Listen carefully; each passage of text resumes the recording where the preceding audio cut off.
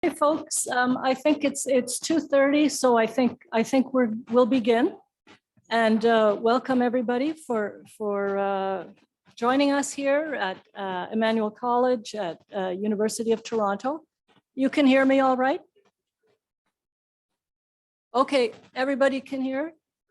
Okay, super. All right. So welcome everyone. My name is Ellen Schwartzel and I'm your moderator today. I'm also a member of the Toronto Field Naturalists lecture team, and until October 20, I'm the current president. Today, we're here together to learn about plastic pollution in the Great Lakes ecosystem. But let's begin by acknowledging the land and the people of the land. The Toronto Field Naturalists acknowledge this land through which we walk.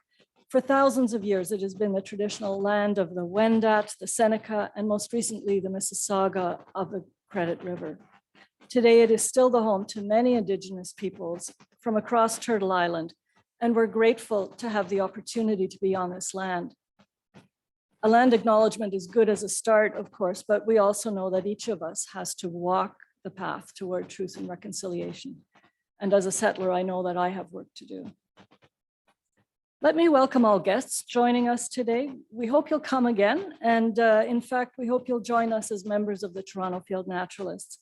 The full range of membership perks includes our excellent newsletter and many guided walks all over the city all through the year. Thanks very much to the whole lecture team for organizing today's event. And I will introduce Professor Rochman in just a couple of minutes. But again, a big thank you to Zunaid Khan and Sofia Mihailova for lending their tech skills and making this event possible. So this is our second hybrid lecture after 2 years of Zoom-only events. And I hope you let us know what you think of the hybrid experience. You can send feedback to lectures@torontofieldnaturalists.org. After the talk, we'll have a Q&A session. We'll also raffle off a copy of An Enduring Wilderness, a wonderful book of nature photographs by Robert Burley. Thanks to the City of Toronto for that. Be aware we will be recording this event. The recording will be made available online on TFN's website in future. Let me also share a few Zoom tips. It's a good habit to keep yourself muted unless you're about to ask a question. And please also turn off your videos. After the talk, please stay to thank our speaker and join in the discussion. And I'll also share sneak peeks of upcoming events. Now it's my pleasure to introduce today's speaker. Chelsea Rochman is an assistant professor in ecology at the University of Toronto and co-founder of the U of T trash team. Chelsea received her PhD in ecology from UC Davis and San Diego State University. In addition to her research, Chelsea routinely advises governments on policies related to plastic pollution. So now's a great chance for you to come up and Zunaid will start.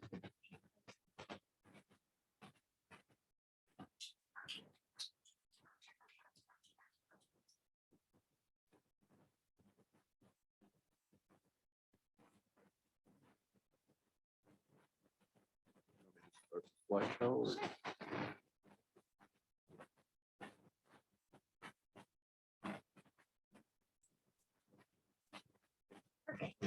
Okay, well, hi everybody. It's great to be here. Thank you for inviting me, Ellen. So I'm going to talk today about plastic pollution in the Great Lakes. Actually, I wonder if I can make. Oh, you're fine. I'm just going to make this smaller so that it's not blocking the slide. This mouse is very sensitive. That helps. Whoa. Okay. All right. So as I was saying, so I'm thrilled to be here today. I'm going to talk today about my research as well as some work that I do with the U of T trash team, as well as some of the work that I've done informing policy on plastic pollution. So I've worked on the issue of plastic pollution since about 2008, 2009, when I started my PhD. I started my work in the middle of the garbage patch out in the middle of the ocean, trying to understand plastic there. But what I've learned over the years is it's not just an open ocean problem. This material is everywhere. And in fact, a lot of it comes from land. And when I moved to Toronto in 2015, I started exploring plastic in freshwater ecosystems and in our Great Lakes. And I've been pretty astounded by what I've seen in terms of just the level of contamination locally. So since I've been in Toronto, I did become a professor at U of T, so I'm wearing that hat. I also co-founded the U of T Trash Team, which is an organization of about 90 students across Toronto working together to try to increase waste literacy and fight plastic pollution. And I also do a lot of work with both our federal government as well as the United Nations process on plastic pollution and some work in the United States and Vietnam. So before I start, I want to acknowledge my research team and the U of T Trash Team. I work with a lot of youth working together in order to understand this issue better and help fight it. So I really couldn't do what I do without the work of my team. And I'll acknowledge specific team members when I talk about different projects that I'll discuss. So what I wanted to talk about today is a little bit of a timeline on kind of what we know about this plastic pollution issue. Then I'll focus on plastic in our Great Lakes, what we know there, and what I think is next in terms of plastic in the Great Lakes, IMO, meaning in my opinion, where I think we need to go from here. And so to start off, just a bit of a timeline. So we've been producing this material plastic for a really long time, since before the 1950s. But I'd say around the 1950s is when production really started to grow. And we started to see this rise of a convenience economy. And I feel like this picture sort of says it all. This is the cover of Life magazine. I can't remember the exact year, but basically what it's showing is this amazing new single-use plastic material, this idea that this woman described as this housewife in the magazine can have 200 people over for dinner and she can simply just throw the dishes away at the end, no longer having to do the dishes. So you have this rise of convenience. From here, we started to see this really large increase in this material. Around the 1950s, we produced about 500,000 metric tons of plastic per year. Today, we produce over 300 million metric tons of plastic per year. And almost half of this material are these single-use plastic items that we use once and tend to throw away. So you could imagine a much more sustainable plastics economy for which right now we do not have. So here I'm sort of pointing to two seminal bodies of work in our field. The one on the left looked at the production of plastic over the years and how sustainable our use of the material was. So Roland Geyer and colleagues said that there were 8,300 million metric tons of plastic produced from 1950 through, I believe, 2015 is where their data set is from. Some of it, of course, is still in use, including all around me. There's some durable plastic items and the glasses on my face I certainly won't use once and throw away. But what we are done with, the majority of it is discarded, some to landfill, some to the environment, and very little of it, less than 10%, has actually been recycled, and another 10%-ish has been incinerated, sometimes waste to energy, sometimes not. And then the work on the right really highlights the amount of this plastic that it becomes waste that goes into the environment. So Jenna Jambeck led a paper in 2015 in the journal Science showing that about 8 to 12 million metric tons of plastic enters the ocean each year. It became the statistic of the year that year, and really, I think, sort of initiated this whole global policy movement that we're starting to see today, which is really wonderful. I would say that there is a lot of hope, although we also have a lot of work to do. Where I spend most of my time is sweating the small stuff. I study microplastics, so the particles less than 5 millimeters in size. These go to particles you cannot see unless you use a high-powered microscope, to particles that you could pick up and put in your hand, maybe the size of a pencil eraser. Yes, of course, they break down from plastic that we throw away or that becomes littered. Over time, they break down into smaller and smaller pieces, but they also wear and tear from road paint and building paint and our clothes when we wash them in the washing machine, our tires as we drive.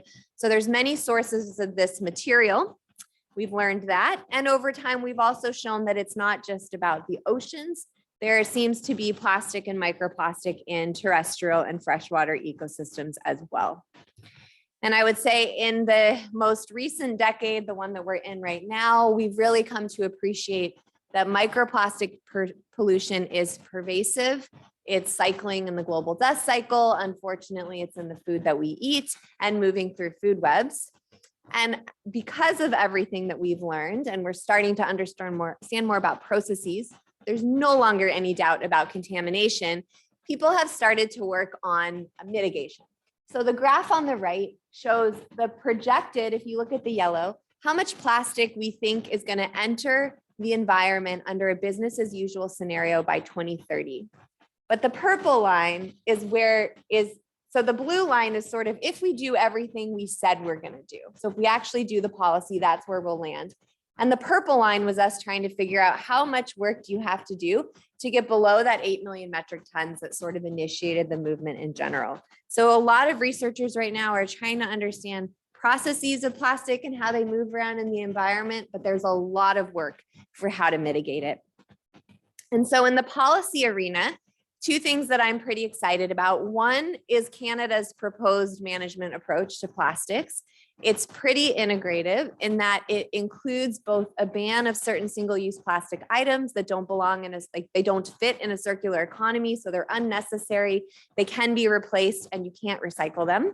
So we have a ban on certain items that is supposed to kick in at the end of this year. We also are increasing our extended producer responsibility, which means that the industry will start to pay for 100% of our waste management in plastic. And we're hoping that within that, there's sort of incentives to create more sustainable products and sort of a stick or a disincentive for creating a less sustainable product. And then the third part of it is standards for recycling that says that by 2030, I think it is, about 50% of the plastic we produce should come from recycled content. So driving up a market to not throw the garbage in the trash can, but actually recycle it and keep it in the economy. So I think Canada has done a nice job, as well as doing work here at home and then funding the work abroad. So the United Nations this last year at UNEA agreed to create the first ever global treaty or international instrument to reduce plastic pollution. And Canada's been a big part of those negotiations. So there's a lot of work on the ground in terms of policy, and that includes here at home as well as globally. And it also includes here in our Great Lakes. So now I want to talk a bit about what we know about plastic here locally in our Great Lakes, including in Lake Ontario, where most of the work that I do has been. So first of all, we know that there's a lot of plastic in our Great Lakes. Those of you that take walks in Toronto on the ravines, on the waterfront, you know this is true. You can see it. Matt Hoffman, who's a friend of mine and one of his colleagues, predict that about 10,000 tons of plastic enter the Great Lakes annually. And through the U of T trash team, we do trash trapping on the waterfront. So if you're ever walking along the waterfront and you see these items, sea bins in the slips, or you look under the drains as you walk along Queens Quay, we have litter traps. We are quantifying and characterizing the litter that is there, but we're also trapping it and diverting it before it really enters the environment. And so we do this with Ports Toronto locally. This initiated the Great Lakes Plastic Cleanup, which is run by the Center for Great Lakes, Council for the Great Lakes Region and Pollution Probe. Those are trash traps all across the Great Lakes. And it all feeds into an organization that I started with Ocean Conservancy called the International Trash Trap Network. And so this is using machines, basically, sometimes passive, sometimes active, to remove plastic from the environment, but also using the data to help us understand how much plastic is in the environment and what is it. And so we see a lot of large items like cigarette butts and single-use plastic items that can help us inform types of policy decisions that we make here. I also run a research lab. So I will show a few graphs and I'll walk you through what these are. But this is our work trying to understand microplastics in the Great Lakes. So Keenan Munot is my lab manager, but she was a master's student here at University of Toronto a few years ago. And she was looking at how much microplastic was being eaten by fish within the Great Lakes, and particularly sport fish.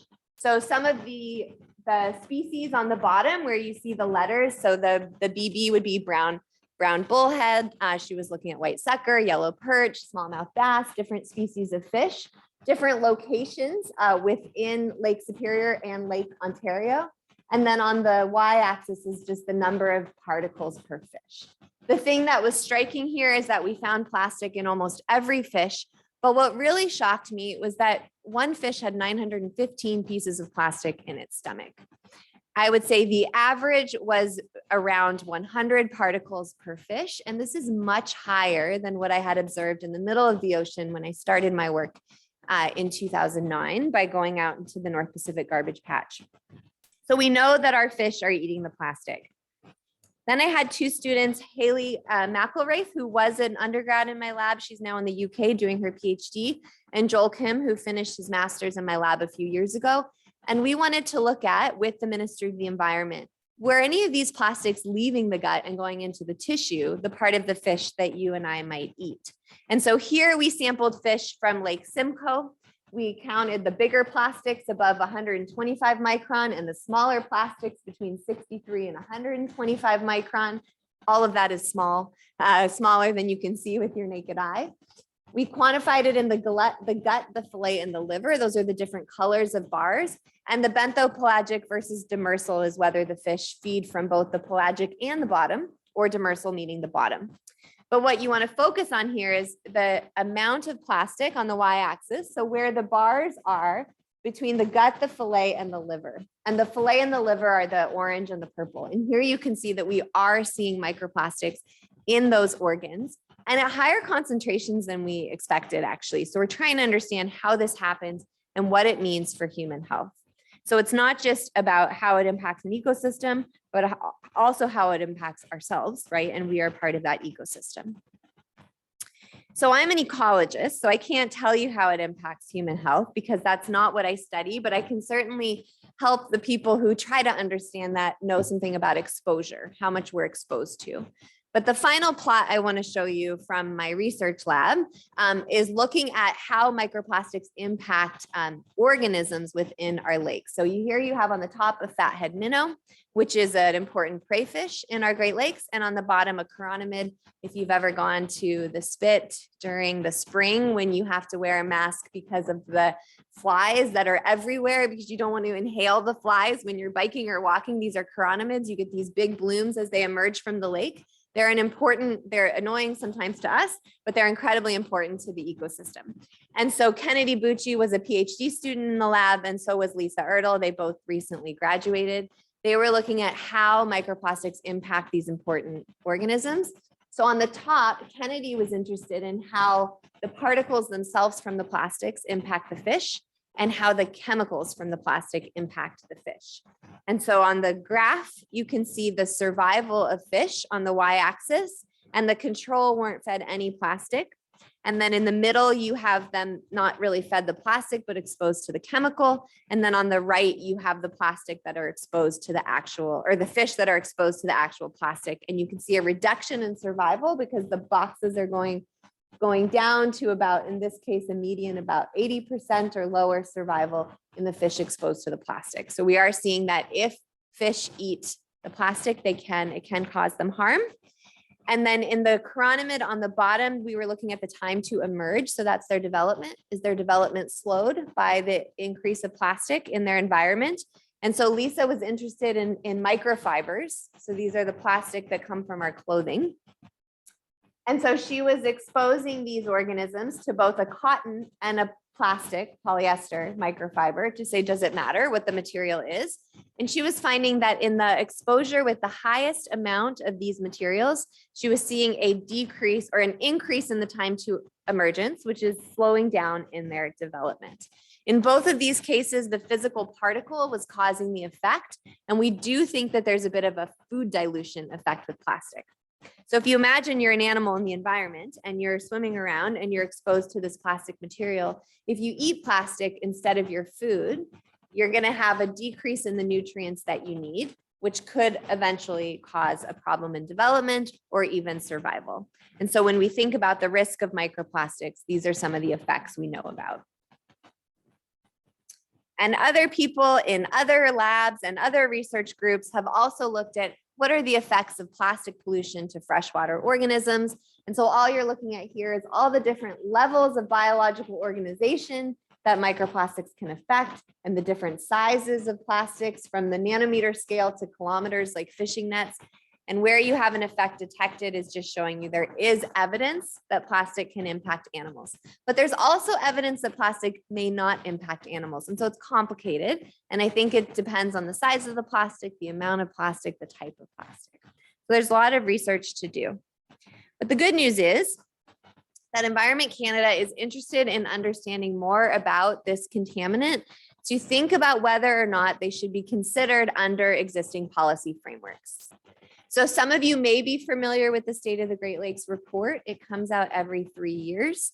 And what it does is it looks at different indicators within the lake and it scores them on whether their status is good, fair, or poor. And so you can see the different indicators range from drinking water to the health of beaches to toxic chemicals, nutrients and algae, invasive species, etc. And you can see where these rankings are, and you can see that the largest issue right now in the Great Lakes, as many of you may know, are invasive species. Where plastics would fit would be under toxic chemicals. So the Environment Canada contacted us and said, hey, we're thinking about including plastic as a sub-indicator for the Great Lakes and underneath toxic chemicals. Could you tell us how much we know about plastic in the Great Lakes? How much is there? Do we have long-term trends? And can that information be used to guide management strategies? So the first thing we had to do, and I did this with Haley right after she wrapped up her undergrad, was figure out what do we know about the concentrations and the amounts of plastic in the Great Lakes, not just from our lab, but from labs across North America, mostly where we're studying this. And what does that tell us in terms of trends? So what I'm going to show you next is sort of a series of graphs on how much plastic we know is in the Great Lakes and whether or not we really know enough yet to kind of include it as an indicator. So here you can just see where people have studied plastic in the Great Lakes. So I have been researching plastic, what did I say, since about 2009. So it's almost 15 years. In the Great Lakes, because most of this research started in the oceans, I would say the first paper was probably in 2013, if I have that correct, on plastic in the Great Lakes. So it hasn't even been a decade. So a lot of this research is still coming out. I think the body of science is growing and the number of researchers are increasing. But here you can see that when looking at microplastics, as well as macroplastics, there's anywhere from like 1 to 11 studies in each of the lakes, less in Lake Huron and most in Lake Ontario. And I think, I can't really tell you why you have more in Lake Ontario versus other lakes. Maybe it's because it tends to be the most contaminated because it is sort of at the end of the line, but I think it's also because it's sort of bordering a lot of really large cities, including our own. So first I'll start with showing you what we know about large pieces of plastic. So if any of you have done a cleanup on the Great Lakes, that data goes into the International Coastal Cleanup through the Great Canadian Shoreline Cleanup. And so here we have International Coastal Cleanup data from both sides of the border, showing us how much plastic has been removed from the different lakes. In this case, this is from, I believe, 2018. So this is just in 1 year. So what it tells you is sort of where you have hotspots of plastic, but really more what it tells you is where you have people cleaning up. So this is a citizen science data set, which is great. We use this data set to answer questions and research. However, I think it's not necessarily actual monitoring. So we couldn't tell the government we have sort of a long-term trend in plastic, macroplastic on our lakes, because it is all from cleanup data. On the right-hand side, there's a few papers that have been published in the peer-reviewed literature showing the amount of plastic on our beaches and in water, but it is not very much. It hasn't been around very long. So the next step here would be to have developed monitoring programs and create that baseline and long-term trend. Next, we started looking at microplastics. And so here you can see that there are studies. Every dot is basically a sample showing a sample that's been taken to quantify microplastics in sediment from the Great Lakes.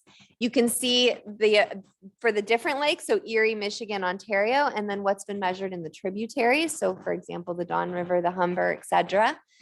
And then the concentrations that we find in both nearshore and offshore. The graph on the right, which I'll show with each one, is just the frequency of samples that have been taken at each of those concentrations. So you can see here that we have some data for microplastic debris and sediment, but not very much. Again, not enough to create a long-term trend. And so the suggestion here would be we need more data and monitoring programs. For animals, these are the animals that people have studied within the Great Lakes to see whether or not they have ingested plastic. It includes some species of birds, lots of species of fish, particularly in Lake Michigan. You might be saying, well, wait, what about your studies? They're not in here because at the time that we wrote this, they hadn't been published yet. Now they're out. And then you have some mollusks or mussels there. And so I would say that although in the ocean, there is a lot of information about microplastics across many, many different species and many different levels of the food chain, for our Great Lakes, the data is scarce and we don't right now know a lot about how animals are interacting with plastics.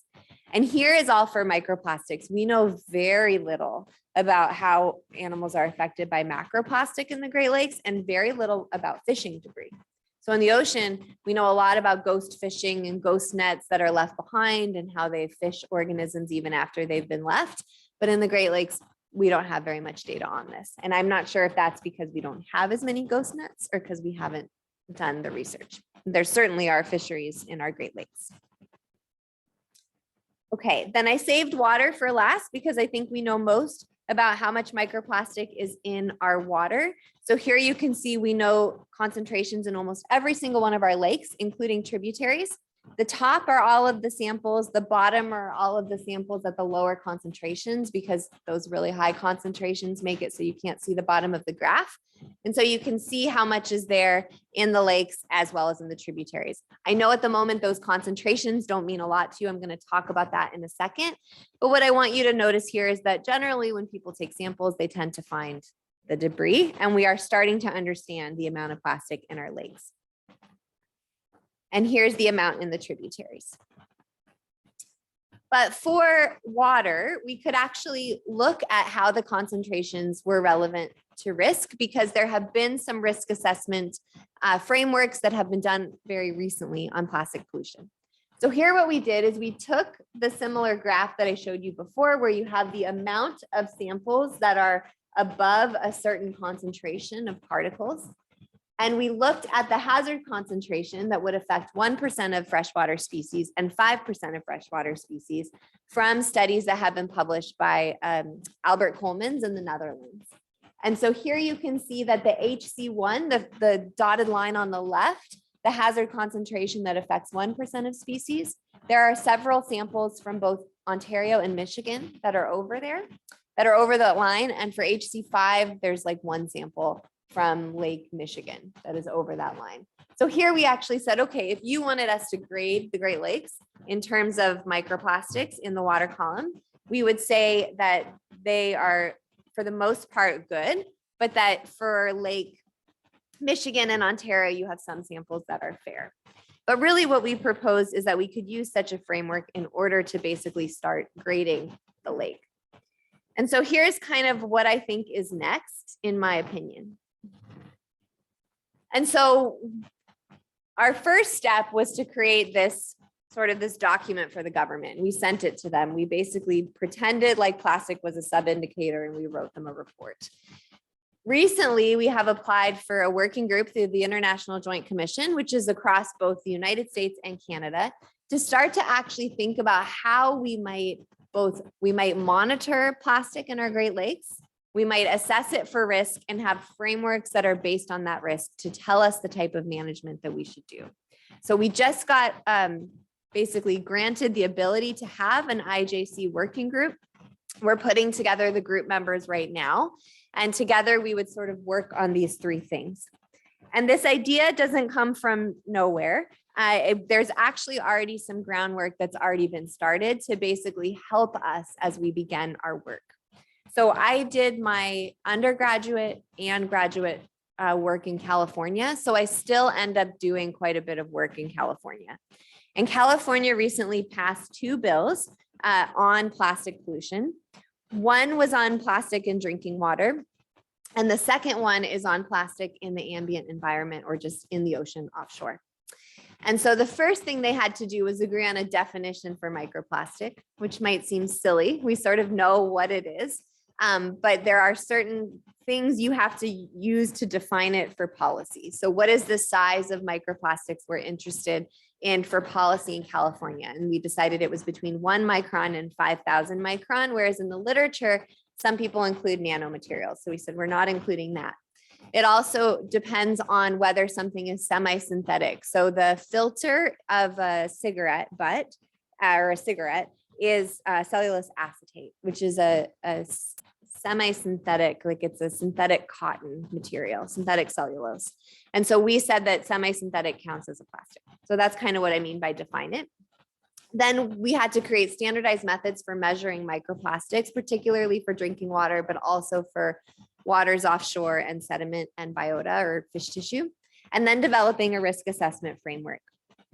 So with the Southern California Coastal Water Research Project, or SCWRP, I helped them co-lead basically 2 expert working groups. One was to put together a group of experts from across the world to do a method evaluation study. We made samples of plastic. We shipped them out across the world to these labs. We gave them protocols to follow. We said, tell us how much plastic is in those samples. And we used what we learned in order to inform a standard method.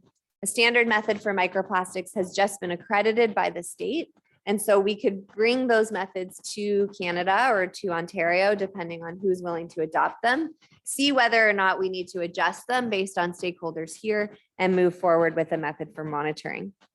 The most exciting work, in my opinion, was what we did with the risk assessment working group, which was basically saying, how can we take everything we know about the toxicity of microplastics and put it into a risk assessment framework to say, this is how much plastic is too much. How much is too much for both human health and how much is too much for an organism? So for example, a fish in the ocean. Can we say, we know there's this much microplastic in this area of Lake Ontario, for example, and say whether or not that we think is causing some sort of measurable risk. So we brought together a group of people. We went through the body of literature on toxicity. We developed a risk assessment framework and we did the risk assessment. So I'm going to walk you through that. I'll show you the graphs and figures, but I'll kind of talk you through what it meant on the ground in California. So the first thing we did on the left was create a management framework. So we said, okay, if we are going to build a risk assessment, we want to say how much is too much, and we want to have multiple thresholds. So at the lowest threshold for risk, you would say you have low concern.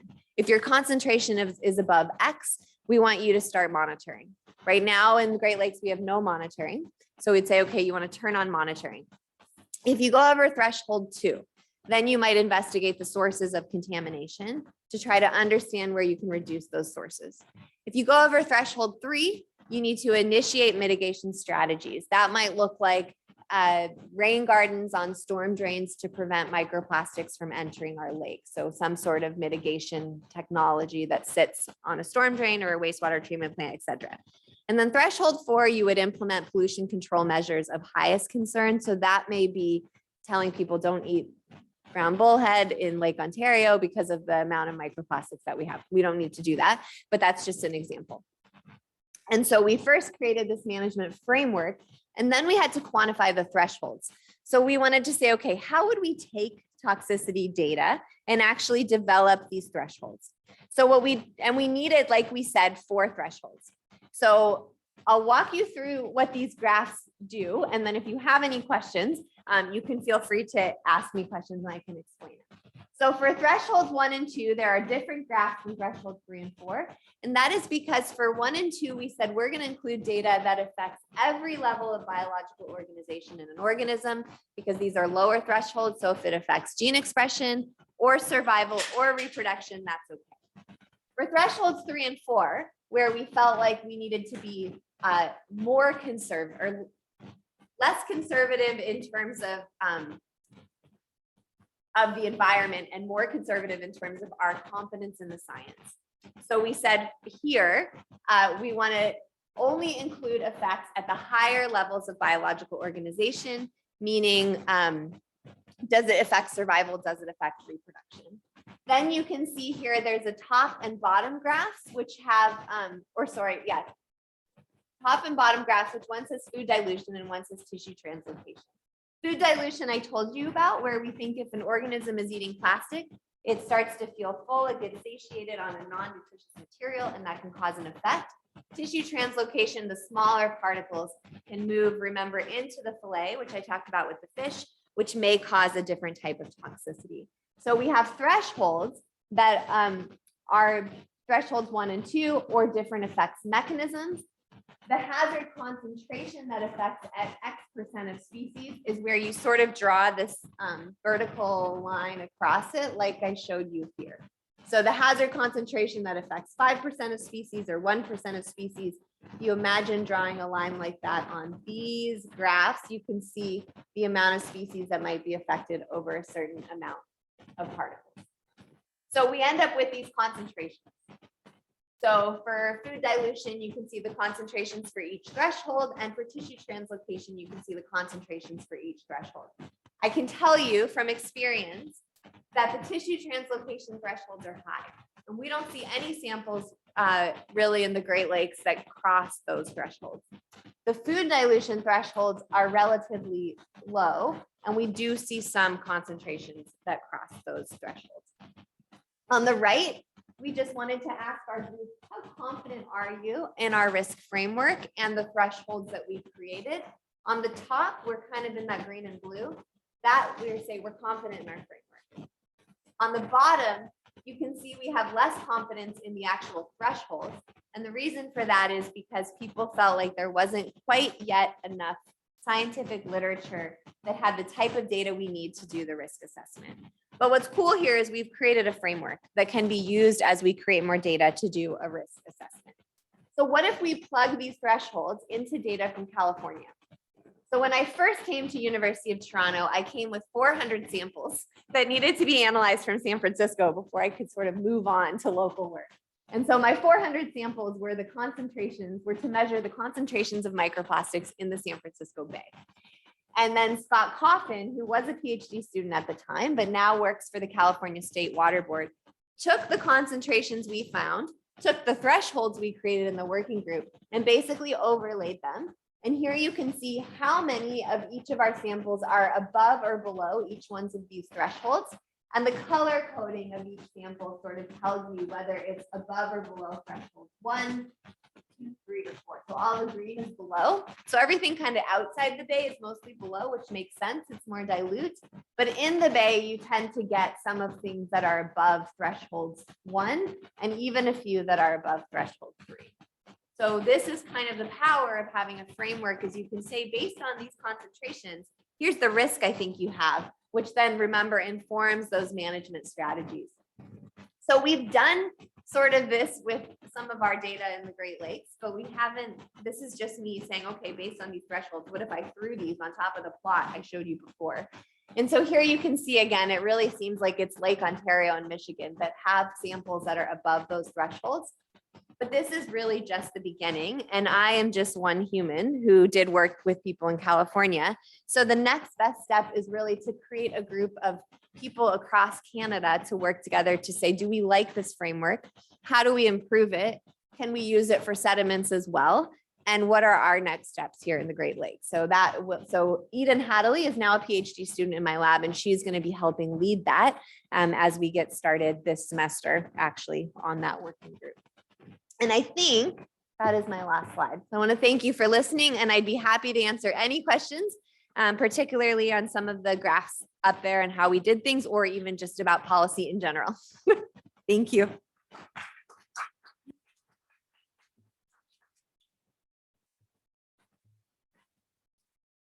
Screen that fell asleep.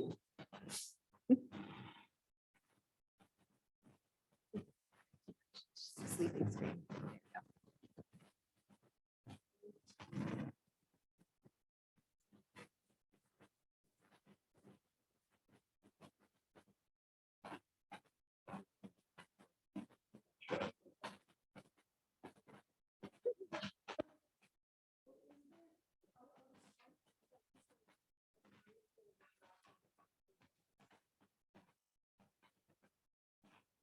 with Canada.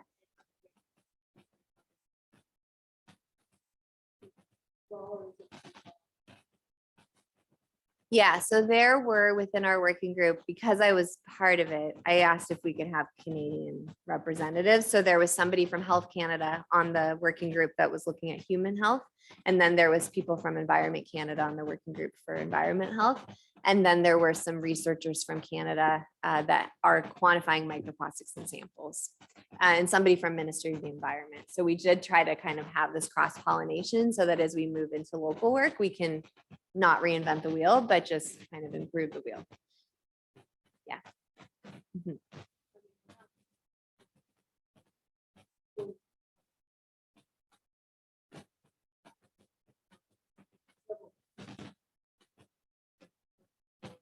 Yeah.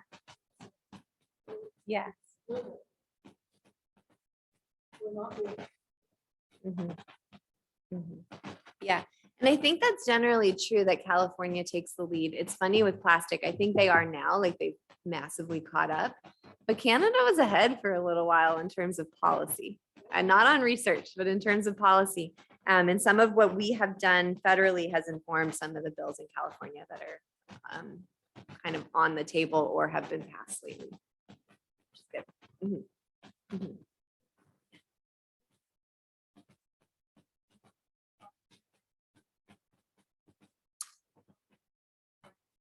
Yeah, so the question is, what are the top 10 shoreline items we pull out of the lake? They vary annually, but I can tell you that their cigarette butts are always in there. In our city, we find a lot of pre-production plastic pellets, which are coming from industry upstream. So they're like the tiny little pellets that are melted down into the plastic products that we use. We find a lot of plastic bags, cutlery, straws. This year, one of our #1 items was a fatberg. I don't know if you're familiar with what that is, but we have a fatberg. So we have combined sewage overflow in Toronto. And it's if you let oils and grease go down your sink, which you shouldn't, they combine with the wet wipes and toilet paper and other material in the wastewater treatment plant. And they sort of form these like snowball looking things. And then when you get sewage overflow with the big rains, they end up in the lake. And so this was the first year, because we had sea bins and some of these slips where Swim Drink Fish says we have combined sewage overflow. And it was one of our top 10 items on the waterfront, which I've never seen before. But other things were typical. Again, the cigarette butts are huge. Foam, we find a lot of styrofoam. We did a study this year as part of the trash team to try to figure out where it comes from. So everybody would mostly think, cups and takeout containers, but a lot of it looked different. And so we used a chemical tracer to determine that about half of it comes from construction. And we could tell because flame retardants are put in some construction materials, and we could measure the bromines. And so there were bromines in about 50% of the plastic we find, and it looks similar to the foams that you buy at like Home Depot, for example, or Home Hardware. So, and we use that information to try to inform upstream solutions.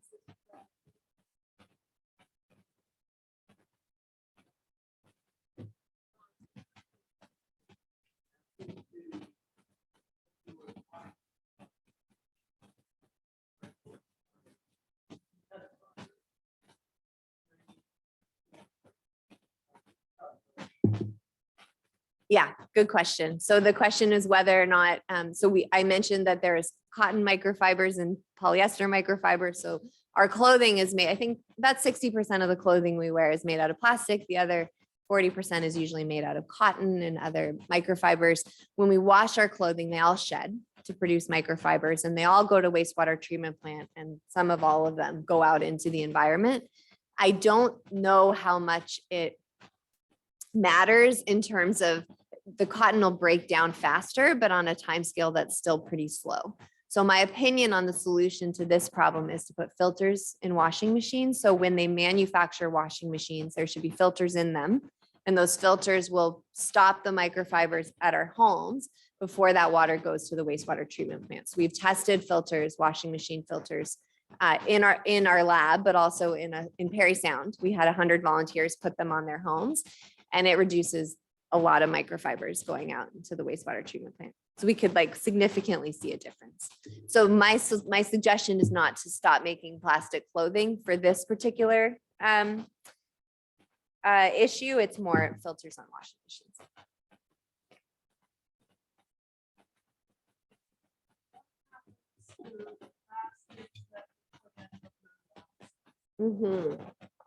How good is recycling? Is what you're asking. What happens to the plastic we put in our blue bin? So it depends on the city in which you live in, right? And whether or not there are recycling markets. So in Toronto, what I understand is that if we follow the guidelines from the Waste Wizard or on the calendar that comes to our house, it tells us we can put an awful lot of things in our recycle bin. I think the reality is that the only stuff that gets recycled are the things that there's a significant market for, and that market can shift. And so I think what I understand, and I've tried to chase this down by contacting people who work in the waste management industry, is that some stuff, of course, does get recycled, but some of the stuff we put in there, like say like bread bags and plastic film and those types of things, I don't believe that they do. Styrofoam, I don't think we have a good market for it here in Toronto. And so the hope is that with the legislation that says 50% of plastics need to come from recycled content, is that you drive up a market for recycled content, and then what goes in our blue bin hopefully actually gets recycled. But right now it is cheaper to buy virgin plastic than it is recycled content, and companies are trying to protect their bottom line. So doesn't mean don't bother. It just means it's not as perfect as it seems. Recycling is not the solution. It's just one of the solutions. Yeah, it's frustrating.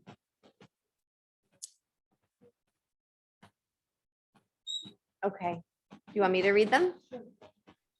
So is Andrea the first one?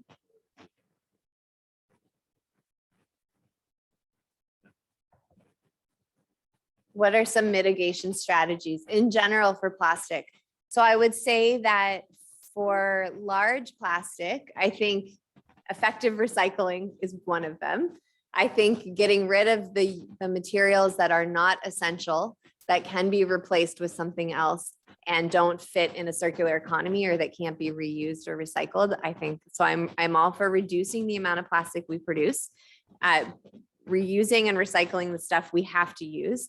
And then of course we need a really good waste management system for the stuff that we do use. So that means an actual recycling system that works. And then of course, in certain parts of the world, good collection and efficient landfills if we have to use landfills. For microplastics, the solutions are a little bit different. So the filters on washing machines are one of them. We produce a lot of tire rubber when we drive cars. So then there are either things you can put on the back of your car tires to capture those, or there's best management practices in storm drains. I think we should treat all stormwater. It's not just for microplastic, but also for contaminants. I know that's expensive, but I think it's something to start considering. I think very few cities around the world do it. Those are some of the strategies I can think of off the top of my head. Unfortunately, there's a lot. I think similar to how do we reduce emissions of CO2 for climate change, it's how do we reduce emissions of plastic? And there are many different types of emissions. So there's a lot of solutions that have to happen at the same time. Some ways, maybe that's a good thing. But yes. Okay, should I go to the next question in the Zoom, or should I go back to the room? So the next one is, so a comment, your research to me as a resident shows that we, the population, still need to be educated on caring, being conscious and responsible. I do agree. So that's why with the U of T trash team, our main mission is really increasing waste literacy. So education and outreach. Can you speak about the status of Canada's ban on single-use plastics? Sure. So we have at the moment included 6 articles in the ban. So if I remember correctly, and if somebody knows the rest, please fill in. It's plastic straws, plastic bags, coffee stir sticks, styrofoam takeout containers, maybe 6-pack rings, and there's a 6th one. Those 6 items should be banned by the end of 2020. So gone by the end of 2020. Are you about to Google it? You can tell us the 6th one. Yeah, please do. And And then because of the way they did this, which is by regulating plastic manufactured item as toxic under SEPA, in theory, they could then look at other products and think about increasing the scope of the ban. Haven't got it yet. And then the next question as part of this thread is Canada considering mandating filters on washing machines? The answer is sort of. So Ontario has a bill that was introduced by Jessica Bell, who's an MP in Ontario or in Toronto, and don't fully know exactly where that sits right now. And then Canada wide federally, I know Nathaniel Erskine Smith, who's also Toronto, is interested in introducing that federally. I'm also not sure where that stands. He's across the street from me. Choose yours. Yeah. So you can contact them and say, keep at it. Yeah. The filter, you can go online and get, there's one called the Lint Lover, and there's another called the Filtrol. And they're not, the Filtrol is not too hard to clean out. You just have to have the space behind your washing machine to install it. And the bills would say that it has to be like in the machine as you buy them. Yeah. Is there another question in the room before I keep scrolling down the chat?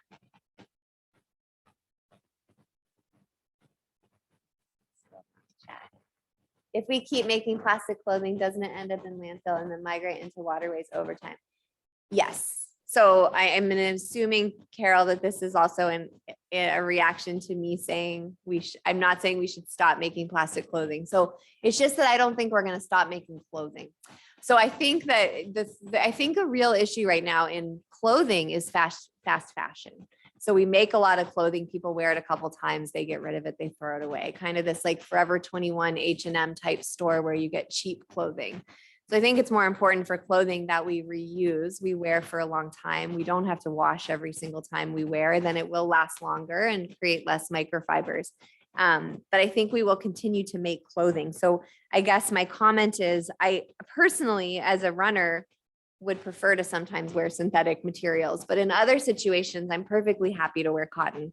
But I think in terms of the solutions to textiles, it's more durable clothing, reusing our clothing, recycling our clothing, and the filters on washing machines. Yeah. And then the final question is, what about refuse as one of the first R's? Absolutely, that's the most important. So it's refuse, reduce, reuse, and then recycle. And I agree with those.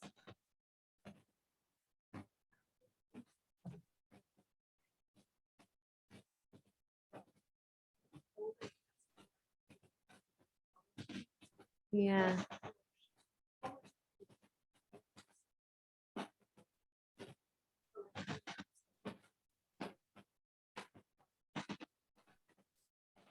Yeah.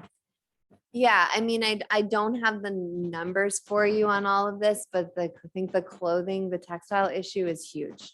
There was a really good article in the Atlantic maybe a few months ago that did put some of this into numbers. But I can tell you that pretty much the number 1 and 2 items of microplastics that we see in the environment are microfibers and tire dust. So they're very common from a microplastic perspective. Here in North America, when we do cleanups, we don't find a lot of fabrics and clothing, but in different parts of the world, like we do a lot of work in Vietnam, there's a lot of textiles in our cleanups, and because they have a lot of textile factories upstream. So, and this is where like there really is no one size fits all solution. So the question of how good is a cleanup versus focusing on textiles versus focusing on car tires, I think it's all important. I think reduction and upstream sources are critical. Cleanup is helpful as well, and part of the solution. But yeah, I don't have like a hierarchy of percentages, but I think they're all worth it. Yeah. Yeah. In the back on the right, and then in the middle. Right.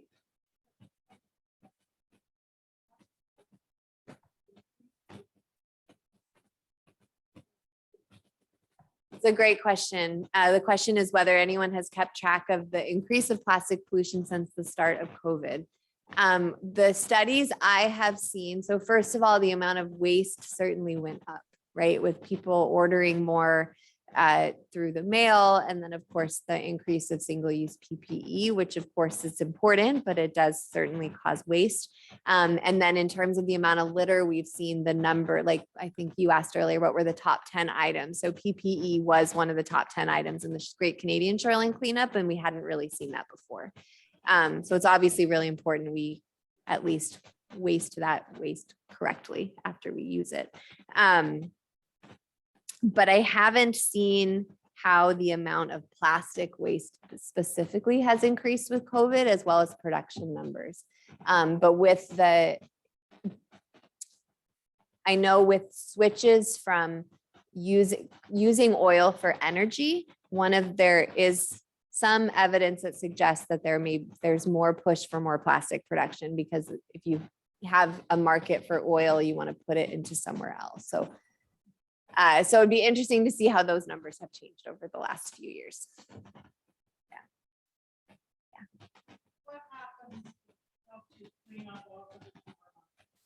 It goes in the landfill. But it's better than the environment. Yep. Here it probably does. In certain parts of the world, it may not. It depends on how engineered your landfill is. Yeah, we actually recently just got leachate from a landfill to look at microplastics in landfill leachate.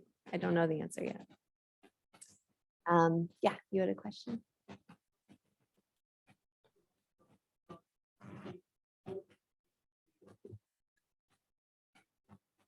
Mhm.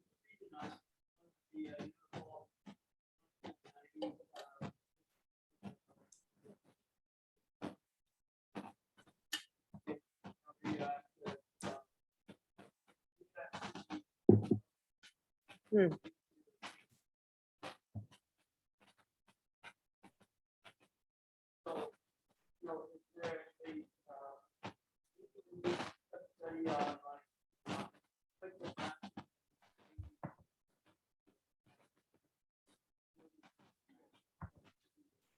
Pay attention.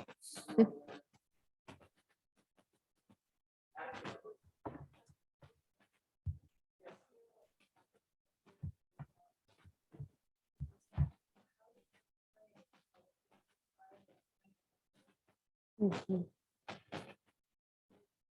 Yeah. So that for the people on Zoom, the question was, is there a way to, I guess, pull at the heartstrings of people? And has there been work done looking at the amount of microplastic in breast milk, for example, or something that speaks to humans? And there was a study very recently about microplastic in breast milk, but it was very recently, like in the last few weeks.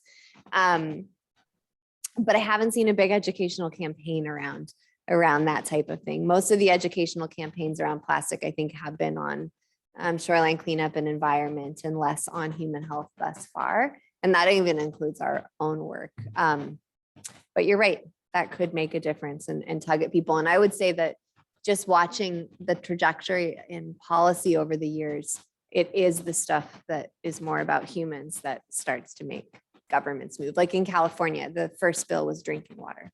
It wasn't environment. So.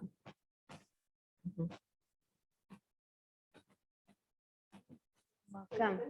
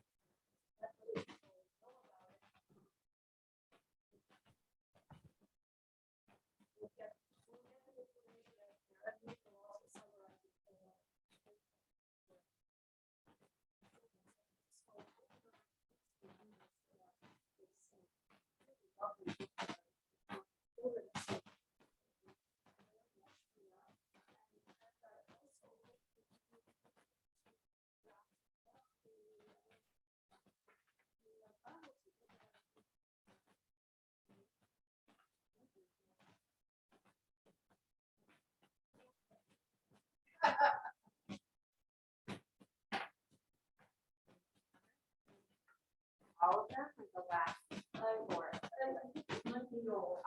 Okay. 7. I'll go into the microphone. 7514-1783. Aha.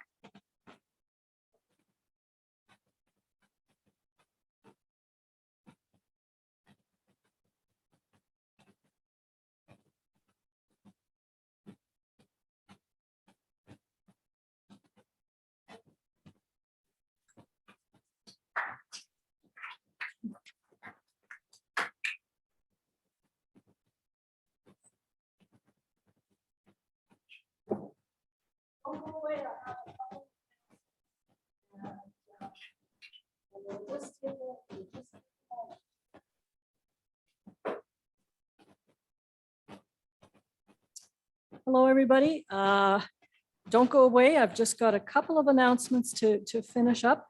To let you know that in this coming month, we have 10 wonderful guided walks for members. And of course, in the fall, it's arguably the finest time of year. The full list of walks is available online at our members page. And remember, we no longer require registration, and so you just show up, and you can also bring a guest. You may note that we have a walk that is an anniversary walk of Hurricane Hazel coming up. And we also have a walk showcasing a new environmental art exhibit that is in the Bentway area and associated with the Bentway group.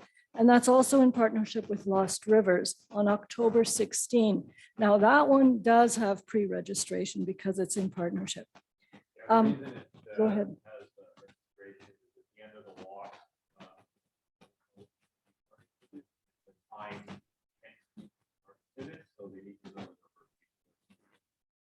They stopped sales for us for a block, so yeah,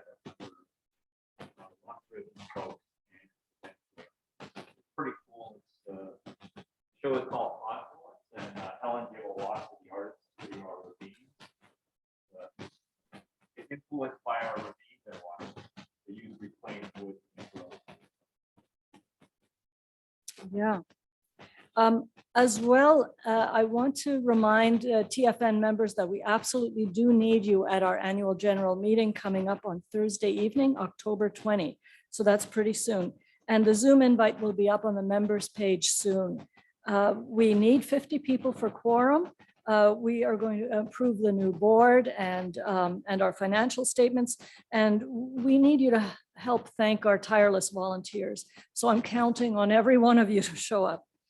Also, the municipal election is coming up very soon, and voting is really just part of our responsibility as citizens. So I hope you'll make a point of going to those all candidates meetings and asking questions. Ask the municipal candidates what their priorities are for urban nature in your ward and right across the city. Tell them that you want to see nature protected and restored, that you're interested in the ravines, that you're interested in nature on the islands and across the waterfront. And you can tell them that Toronto has a lot of work to do to make itself a bird-friendly city. Our next talk for the Toronto Field Naturalists is Sunday afternoon, November 6th. It will be Zoom only. And we're going to showcase restoring butterfly species in Southern Ontario with Jessica Linton as our guest speaker. And Jessica Linton is a senior biologist with Natural Resources Solutions, Inc. in Waterloo. And her work on restoring the mottled dusky wing butterfly has been in the news in recent months, including in the Globe and Mail in May, and a feature article in the latest Ontario Nature magazine. Again, a Zoom only event because Jessica lives in Guelph, and it's free to all. So once again, thank you everyone for coming, and I hope you have a lovely afternoon. It's wonderful out there, and so we can all get out there and enjoy a little bit of nature with the remaining afternoon. So thanks a lot.